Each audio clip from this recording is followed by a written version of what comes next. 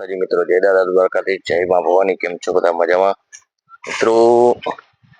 આજે સરસ મજાના આપણે ભાવનગર જિલ્લાના તળાજા તાલુકાના અદરપર ગામમાં આવ્યા છીએ. ત્યાં સરસ મજાનો આંબાનો બગીચો છે. કેરીનો પાક તૈયાર થઈ અને લેવાઈ રહ્યો છે. આવી નિસર્ગના ખોળાની અંદર સરસ મજાની મજા તો એક કૃષિ સંસ્કૃતિમાં જ હોય. મિત્રો જુઓ, અહીંયા કૂવો પણ છે, કૂવો ઉપર ભર્યો છે. અહીંયા ચારે બાજુ જે બાગાયત ખેતી, જે આંબાની ખેતી છે, એ સરસ મજાની નજરે ચડે છે.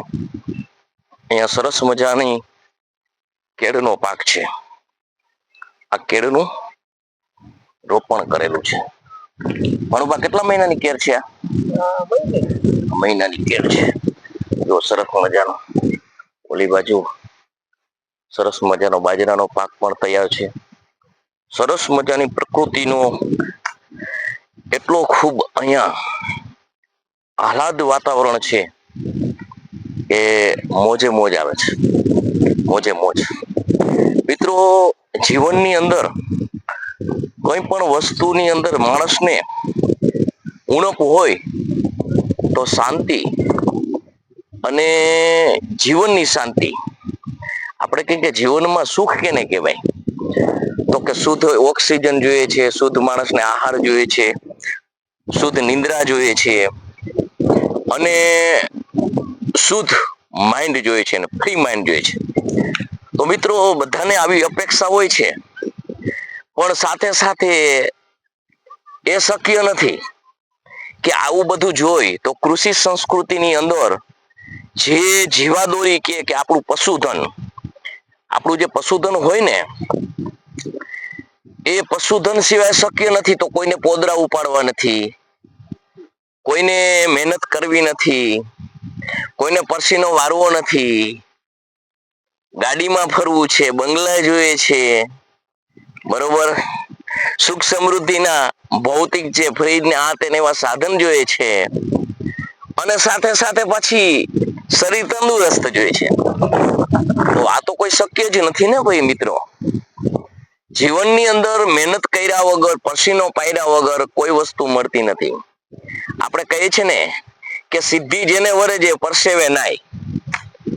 આ વાક્ય ખૂબ નાનું છે, આપણે જોઈ છે. જુઓ, આવી મહેનત કરે ને ત્યારે થાય. પાણા વીણવા પડે, ઢેફા ભાંગવા પડે, આંતર ખેતી કરવી પડે, સાતી ચલાવવું પડે, છાણ ઉસેડવું પડે, એ છાણને પાછું કમ્પોઝ ખાતર કરવા માટે ખાડો ગાળી અને એની અંદર વ્યવસ્થિત ગોઠવવું પડે, અને એ તૈયાર થયેલું ખાતર ચાંસે ભરવું પડે, ત્યારે આવે સરસ મજાનો પાક લેરાય. એટલે મિત્રો, જીવનની અંદર માણસ શાંતિની, સમૃદ્ધિની જે ખોજમાં છે, પણ ભગવાને જે બનાવ્યું છે એ પ્રમાણે કોઈને જીવવું નથી. ભગવાને જે કૃષિ સંસ્કૃતિ આપણા માટે, શરીરના સ્વાસ્થ્ય માટે પણ ખૂબ સરસ છે, તો એ વસ્તુ કોઈને કરવી નથી.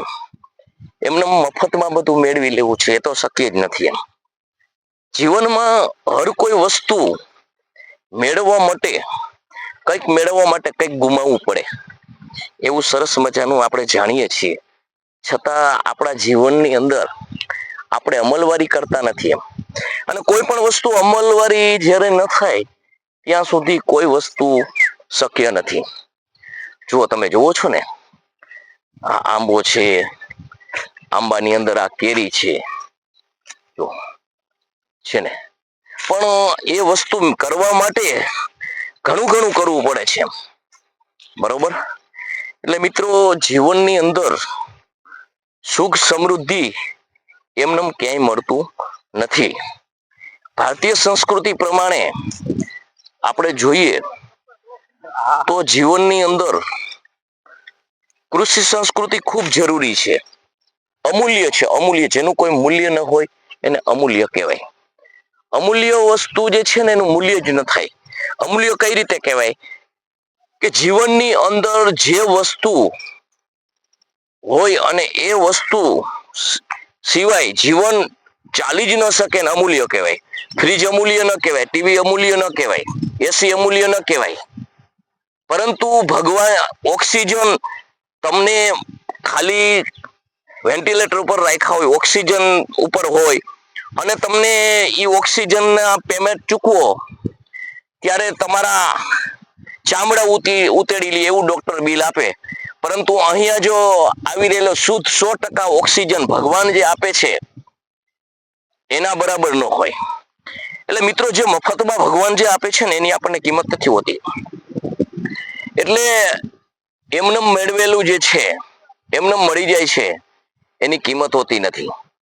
એટલે મિત્રો, નિસર્ગની જો મજા માણવી હોય, ભગવાનથી નજીક જવું હોય, ભગવાનના હારે મેળાપ કરવો હોય તો એ કૃષિ સંસ્કૃતિમાં જ થાય.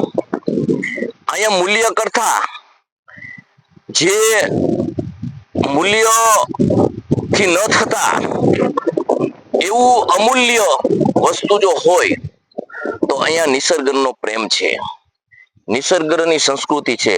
જીવનની અંદર આપણે નિસર્ગની નજીક જવું હોય તો ઋષિ મુનિઓએ જે ભારતીય સંસ્કૃતિ પ્રમાણે જે કૃષિ સંસ્કૃતિ આપણને કહી છે એ પ્રમાણે ચાલવું પડે.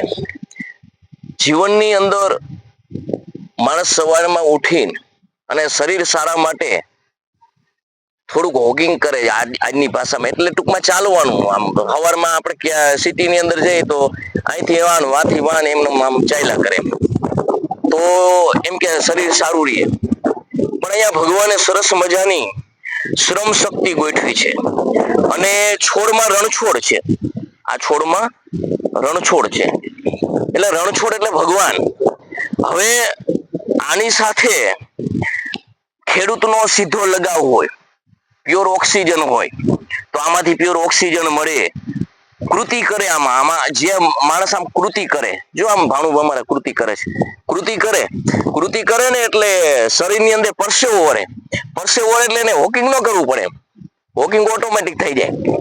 એટલે મિત્રો, જીવનની અંદર કૃષિ સંસ્કૃતિ છે ને એમાં આવક ન જોતા ભગવાન સાથે લગાવ અને આયુષ્ય એવું સરસ મજાનું હોય છે ને જે આપણે ક્યાંય મેળવી શકતા નથી. એટલે મિત્રો, સરસ મજાનો આપણો આ વિડીયો આપને કેવો લાગ્યો તો જરા લાઈક કરજો, શેર કરજો અને આપણા મંતવ્ય જણાવજો કે આપ શું આ બાબતમાં કહેવા માંગો છો.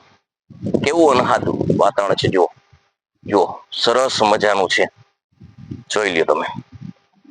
આંબા, કેર, બાજરો, જુવાર, આમાં ધાન્ય પાકોથી માંડીને ફળફળાદી સુધીના પાકો સરસ મજાના છે. સરસ મજાનું વાતાવરણ છે. અત્યારે ચોમાસા જેવી સિઝન થઈ ગઈ છે તો આપણે ચૈત્ર મહિનો, ઓલો વૈશાખ મહિનો બેસે, વૈશાખ મહિનો છે ને, વૈશાખ મહિનો, હા વૈશાખ મહિનો બેસી ગયો. વૈશાખ મહિનો બેસતા જ આજે ભાવનગર જિલ્લાની અંદર સરસ મજાનું આ વાતાવરણ છે. ભગવાન વરસાદ તો અત્યારે નહીં કરે, સૌનું સારું કરશે, પરંતુ કુદરતનો જે પરિવર્તનની પ્રક્રિયા છે એમાં તો આપણે બાંધછોડ ન કરી શકીએ. એટલે મિત્રો, જીવનની અંદર માણસને ખેતી કરવી નથી પણ શુદ્ધ બાજરો ખાવો છે, શુદ્ધ દૂધ ખાવું છે. આ બધી વસ્તુની બધાને ખૂબ આશા છે, શુદ્ધ ઘી ખાવું છે. પરંતુ ખેડૂત જે છે આ વસ્તુ કઈ રીતે ઉત્પન્ન કરે છે એના વિશે જરા ડોકિયું કાઢજો. કોઈ આપ સિટીમાં છો, ભાવનગર પાસે રહેતા હશો તો જરાક જઈને પૂછજો કે આ બાજરો કેમ પાકે છે, આપણે કેરા ખાય છે તો કેરા કેમ થાય છે, તો તમને મૂલ્ય સમજાય છે. 25 ગ્રામ પેરન લવલીના જો 150 રૂપિયા તમે દેતા હોય ને તો જરા તમારે શું દેવું ને એ તમે વિચારીને અને પછી કહેજો કે ખેડૂનો ભાવ કેવો હોવો જોઈએ. એટલા માટે મિત્રો, આપણે જરાક તમને ઝાંખી કરાવવા માટે આપણે જે આ વિડીયો તમને બનાવ્યો છે એનો ઉદ્દેશ એક જ છે કે કૃષિ સંસ્કૃતિમાં મજા બહુ છે, પરંતુ પરિશ્રમ ખૂબ કરવો પડે છે અને પરિશ્રમ પ્રમાણે ખેડૂતને કશું વળતર પણ મળતું નથી, છતાં ખુશ છે. કેમ કે તમે જે ખેડૂતના પૈસા કાપીને અને જે તાગડધીના કરો છો એ પૈસા તમારે અંતે દવા દારૂમાં ખર્ચવા પડે છે, જે બિચારા ખેડૂતને ખર્ચવા નથી પડતા, કારણ કે એનો ભગવાન આપણે કહીને કે એને કઈ ના થાય ને હનુમાનનો દોરો અને રામની રક્ષા. આ જો રક્ષા અને આ હનુમાનનો દોરો હોય ને તો ખેડૂતને એ માટે જ છે, ખેડૂતને ભયંકર કેન્સર ન થાય, ખેડૂતને ભયંકર રોગ ન થાય. એનું કારણ એક જ કે ખેડૂત જે ખાય છે ને એના પરસેવાનું ખાય છે, અને એના પરસેવાની જે કિંમત છે ને એ કોઈ પણ ચૂકવી શકતો નથી. તો ખેડૂતનું સદા બધાના માથે ઋણ જ હોય છે. જુઓ આ કળી છે, કેટલી મહેનત કરી છે, કાલ છાંટા આવ્યા તો જુઓ તમે કેટલી મહેનત કરી છે. આ ઢાંકવું, આને ઉખાડવું, પછી આને પાછો પવન દેવો, હવા દેવી. વિચાર કરો મિત્ર, આ કોઈ સહેલી વસ્તુ નથી. એમ આ વસ્તુ સહેલી નથી. આના પાછળ ઘણો પરિશ્રમ પાડવો પડે છે, અને એ પરિશ્રમના કારણે જ આજ હું ને તમે જે આજે આ બધી મજા લઈ રહ્યા છીએ. આ મજા જીવનની અંદર આપણને ત્યારે આવે છે. વિચાર કરો કે 500 રૂપિયાના ઘઉં, 600 રૂપિયાનો બાજરો તમને મોંઘો પડે છે, તો 500 રૂપિયા ને 600 રૂપિયાનો બાજરો તમને મોંઘો પડે, પરંતુ એ બાજરો 1000 રૂપિયા તમે કયો ને તો એ ન આપે તો તમારું જીવન ચાલે? એટલે જીવનની અંદર શું જરૂરી છે, શું નથી જરૂરી, એ આપણે સમજતા જ નથી. એમ કારણ કે જીવનની અંદર એ સમજવું જોઈએ અને એનું યોગ્ય મૂલ્ય આપવું પડે. યોગ્ય મૂલ્ય ના આપો તો ખેતી આ ચાલે નહીં.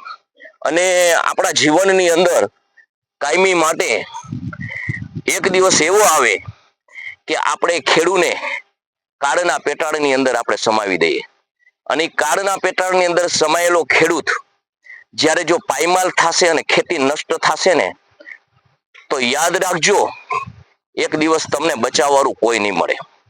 તમને જીવનમાં કોઈ નહીં. આજ હોય એનો લગાવ, આ જે ખેડૂત છે ને એનો લગાવ જોઈ લ્યો, કઈ રીતે આ બધી વસ્તુ થાય છે. જુઓ તમે, માણસને પ્રેમ કરે છે એમ ખેડૂત છે ને પશુને પણ પ્રેમ કરે છે. એના ઘાસચારો કઈ રીતે રાખવો, એને કઈ રીતે એના માલનું જતન કરવું, આ બધી જે આપણે વાતો કરીએ છીએ, પણ ખરેખરની અંદર પ્રેમ તો ખેડૂત જ કરે છે.